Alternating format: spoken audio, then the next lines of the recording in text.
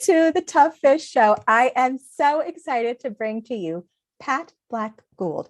Pat, thank you so much for being on the show. Well, thank you. I'm really happy to be here. I enjoy your podcast, and this is a great opportunity to connect with you and talk. So thank you for inviting me. Thank you. Thank you so much. I am so glad that you said yes. So would you please start out with, how did you get into writing? Oy. Yeah. Actually, it was through theater. In college, I was a theater major, so I started out as an actor first, and then a director, and then a producer, and then a playwright. So I pretty much had covered all the bases, and I ran a murder mystery dinner theater company, and so I wrote the plays for that. Then at some point, something said, let's try something a little bit different. Let's see if I could do something, short stories or whatever. And that did not happen for quite some time, though. And I had a story that was told to me a long time ago by a rabbi that I just had to get down. I had to do something with, and I only knew little bits of it. It was a very brief thing about a little girl during the Holocaust. Okay, no more than a paragraph or so. And so I put it in like a journal that I was keeping at that time, and ideally, because I was in theater, I was going to first turn it into a monologue. Because actors go and audition, and they always say the same types of, directors always hear the same stories over and over, the same monologues, and I go, I can create something different, So I wrote it down as a monologue, and I was going to use it for myself, but then I got out of the acting part of it and moved more into directing and producing. So it sat there, and it sat there. I'll date myself if I tell you, for almost 40 years. And when I came down to Florida, I joined a writers group, and I needed to have something to take with me to the first group. And I'm like, oh my gosh, I'm going through I wrote little things, other than plays, little things. I want to bring a play, and I came across this story, and I played around with it, tweaked it. It was based on a true story, and it was the first thing that presented to a writers group. And it's what turned out being this book, oddly enough, this children's book. Wow. So yeah, I would love for you to share something because you said that you initially started writing with the playwriting mindset or the playwriting approach. Yep. Yes, it's still creative. Yes, it's still storytelling, but it's still a different type of writing to go from playwriting to turning it into a short story or a children's story even. So what was that transition like? Because I think that's really cool. Yeah, actually, I've started doing a presentation called Genre Hopping, which talks exactly about that topic, moving it along into different areas. Because the first thing I wrote this as was a short story. It's set through the eyes of a 7-year-old. Okay, so she tells the story of what happens to her during this time of the Holocaust in Poland through a 7-year-old's eyes. So I wrote it first person, and it got published in jewishfiction.net. It then won, as still as the short story, it won first place in both a statewide and a national competition. And I started then doing dramatized readings of it, because in my mind, I guess in many ways, it still is like a monologue in the way that I tell it. Wow. The hardest thing, I guess I'll backtrack a little bit. The hardest thing was, how do you move from something on stage? Okay, because I kept saying to myself, I see this, all right, I know the direction I'm going to give this person. I know how I'm going to direct it. How do I write body language? How do I write scenery? So dialogue, I'll ace dialogue. Okay, that is not my problem. It's filling in all the other parts of it. And it was, for instance, I didn't know what a tag was. I sat in the first group, and I had all this mostly dialogue down. And so it says, you got to put a tag. What the heck's a tag? Well, tag is who said it. You don't write that in a play. You have the person's name and they say it, oh, okay. So slowly the idea is, how do I fill what I would put on stage, or what I want is, I would be, there was a director too, it would be what I wanted the scene to look like, what I wanted the feel of it, to be like. But to write that down, how do you express that? How do you do that? It took a while, but I felt like I got there, because pretty much when people read my work, they'll say, I get the visual. I got the visual. I see what you're doing. In my story, for example, the girl was sent to a convent. Her mother sent this Jewish girl to a convent to keep her safe. And I wanted to create darkness because she's confronted by the Nazis. So I put in a very big picture window. There was a nun that she liked, Sister Teresa. And Sister Teresa basically took her in with open arms. And when she was sad, Sister Teresa would let her come in the office. And it was comfortable and warm and cozy. And the sun came through this big picture window. When she had to face the Nazis, I put rain outside and wind and howling wind noises. And I put the Nazis in leather black coats where raindrops kind of snaked down their coats and fell to the floor, so that I could change the mood from something that was comfortable to something, that was dark and frightening. So I had to figure out how to do that. I can put that on stage, I can tell them what to do, but I had to again say, I have to get the visual. Theater is all visual. So the visual has to be written down somehow and captured. And the mood that's inside has got to be captured.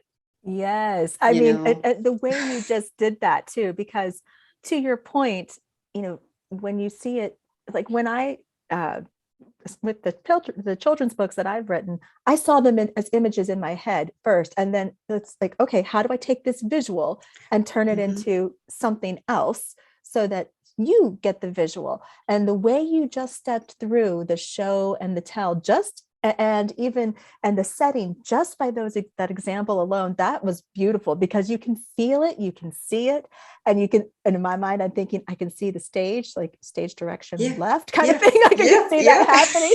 So I think that that's amazing. But to your point, it is something else to think about. And the dialogue is important. You're right. Yeah. That is a powerful part. You need that. It helps with pacing. It helps with telling the story. It helps with showing the characters. But the tags help because you kind of need to who's saying what. My first lesson. Yeah, but it also helps to show the inflection too. It shows how something has been said, the tone, like you were describing. So I love how you came through that. That is so cool. Yeah, it was a real process. It's a real process to try to create that. And being the actor first always allows me to go in my own body. So I can be that little girl. And what is it like when she has got two Nazis, there telling her, prove she's not Jewish. What is it like to feel so small and to cower and to be cold, and the wind is howling and these men are in black, and what's she thinking? How do I convey that in her thoughts, in her words? And get that feeling, and get a sort of staccato, in the wording and the way things are said, so it's that I can direct it on stage, but I had to write it in that dialogue to fill that. So hitting her hard on questions, brief, bump, so so I guess that they're the director, playwright, actor always is in me. It doesn't come out. It's just that I have to figure out how to put it on the page.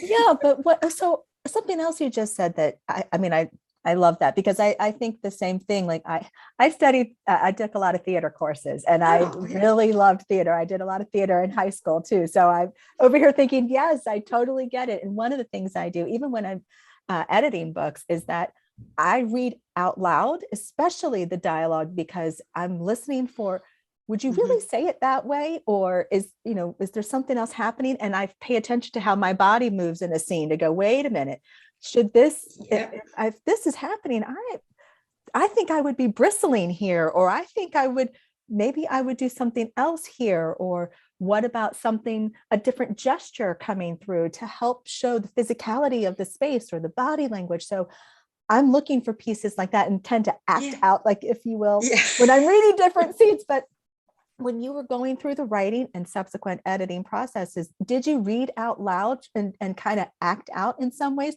to further strengthen your story? Oh yeah, I had to, because I had to capture them, and I had to capture the feel, how do you capture Nazis? How do you capture evil? How do you capture? I mean, so I had one be tall and thin, and another be short and sort of pudgy, who had problems breathing, and the tall guy had like slits in his eyes, and he would just stare down at her, so I'd have to get their voice, to see if I could do that. So it really is read aloud. And if it's not read aloud, sometimes I just hit the button on the computer machine, that, even though it gives you a kind of strange voice, that says it, so I could listen to it too. It doesn't give you the same thing, but it gives me an idea of rhythm. I think in beats. As in theater, there's a lot of beats. And in a critique group we have been in a couple of great critique groups, and the critique groups I have, I'll just tell people, and you're writing, think of it as a beat. The beat begins with something that's starting, it ends over here, and that's a beat. So frame that beat. Bum, Yes. However that flow goes. So I hear that rhythm just always in my head. Absolutely. When I'm writing, it just comes with me. And I walk around, I probably look crazy, but my husband's used to it. Especially when I walk, sometimes character development happens really great when I'm walking. So I'll be kind of talking to myself and like, hi there. And somebody's looking at me like, yeah, okay. But that's actually a great time when you can like turn on your phone and start voicing what's coming to you. That's a productivity hack I do all the time, where something hits me and I will turn on my phone and voice whatever it is, whether it's a scene or a character piece, or it's when you go back through and look at this, go double check this, because these are the thoughts that are now running through that weren't there the first time you looked at it. So exactly. Because your mind has been freed by doing something else. So when those ideas come, I love that you did that. So I'm curious, Pat, you're writing about something that is, it's heavy, it's profound, it's poignant, it's heartbreaking, and it's for children.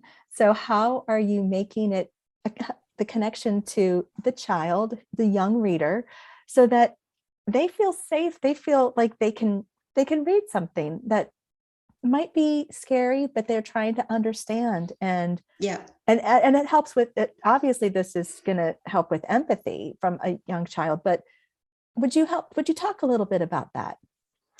Yeah, you want to, it's important to watch how careful you are. Okay. In the real story, because I said this is based on a few stories, you only had a few sentences of it. In the real story, the Nazis pointed a gun at the child's head and said, prove you're not a Jew. I didn't put that in there. I didn't want that in there.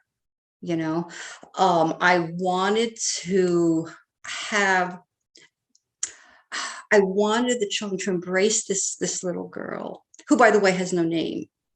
And that was very done intentionally. She's called by a Lalka, which is doll in Polish. I wanted her to be the symbol of every one that was lost. But it flows in a way that you can see the love and the compassion come out more. Can I look up something here? Because there is someone who wrote something in here that captures exactly what you said. I was very fortunate to have some people participate in this book, because it's not just a short story. There's an educational component in it.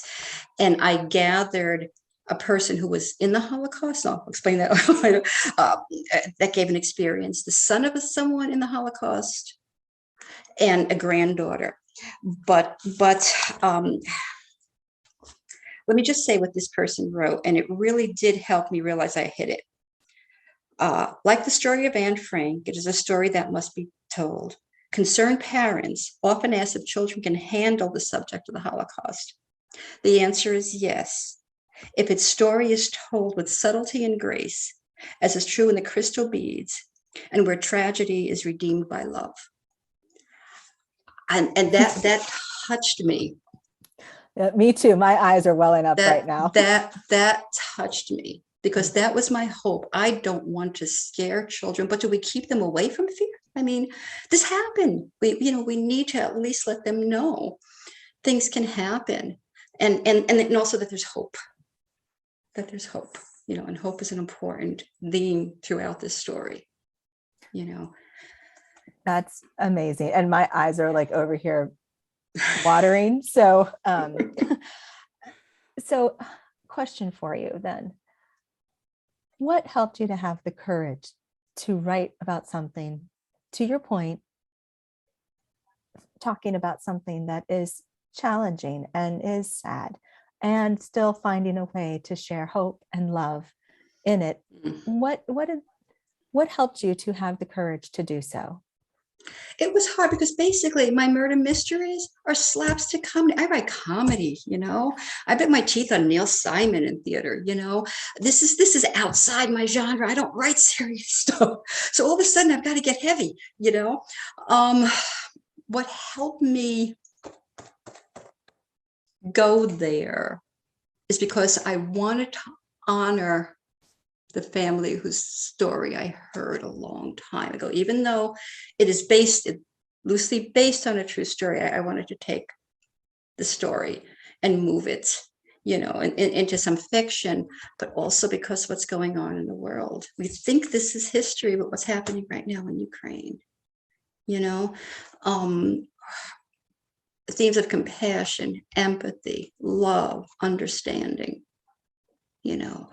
are themes that we should be, in my mind, teaching our children, and how do we do that if we can't touch base with these parts of reality of what's going on?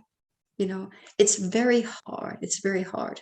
It's very hard to put it there, and tell it, but I think that the part of the hope is really, really important. And the reason when I talk about hope, this is not just, the story is not just in here. This is a full educational tool. After kids read this, I put a study guide in, not just for kids, but for adults as well, because I want people to talk about this. But I wanted to include hope, and I had to go somewhere that lets kids know that they can do something, because I want to say that we're not witnessing Holocaust right now, but in many ways we are. But in this country, how do we look at that? So in my research, I located this school in Tennessee, in Whitwell, Tennessee, that is this white Protestant community in the hills, the beautiful hills of the Appalachia Mountains.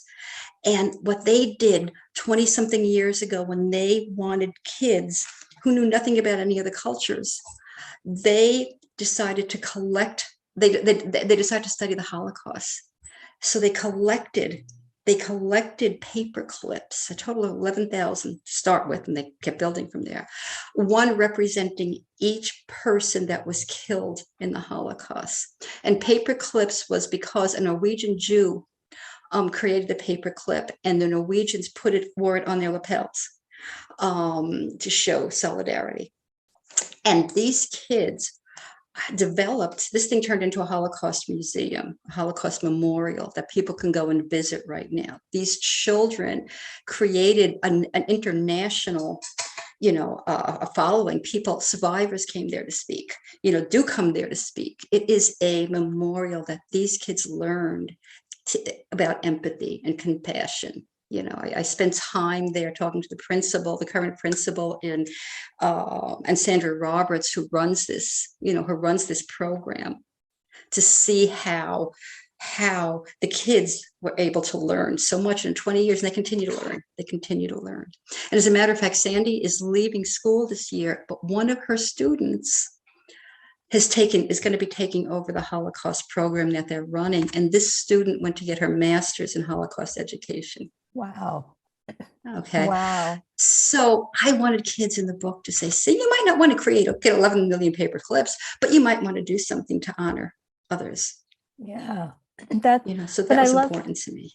But I love that you created something else, like some kind of a supplement or like a partner, a piece in tandem with the story, to say, here's like a study guide in its own way, to say, here's how to process what you've read, and a way for you to do something that resonates with you, to help you process again. So I love that you created something to help that, and to help both the adult and the child, because the child would look to the adult to say, hey, can you help me with this, or help me understand? And it gives them a common talking point too. It helps the adult or the parent to help, or the older reader to help the younger reader by having that commonality, to be able to know what this is, where we're talking about. This is how we can work through this. And if we don't know the answer, we can find it together. Exactly. Yeah.